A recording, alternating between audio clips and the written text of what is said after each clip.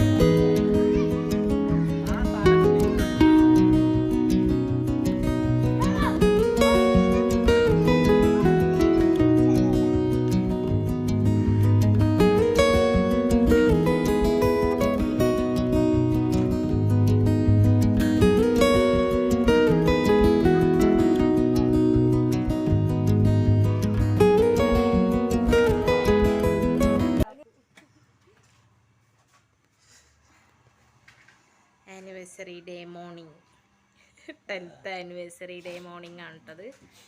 എന്ന് തിന്നാനില്ല കുടിക്കാനില്ല. 10ാമത്തേങ്ങക്ക് അറിയില്ല.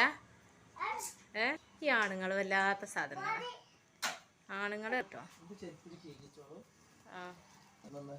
ഞാൻ കഴിക്കിച്ച് ഇപ്പൊ സ്നേഹം കൂടി ഇപ്പൊ ആനിവേഴ്സറി ഒക്കെ അല്ലേ. അങ്ങാടി പോയിട്ട് വരട്ടോ. സ്റ്റൈല് കേക്കിയത് സ്റ്റൈലിയ.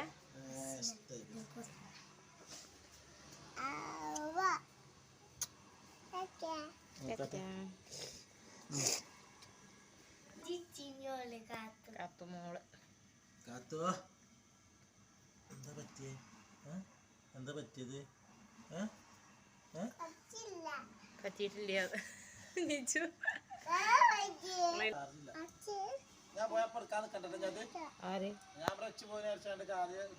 പൊറോട്ട പച്ചമുളകില്ല. അപ്പൊ ഇന്ന് മടി കാരണം അല്ല കേട്ടോ.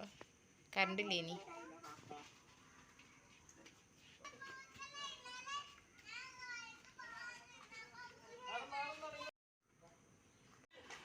അകത്തെത്തി പേടിച്ചോടി.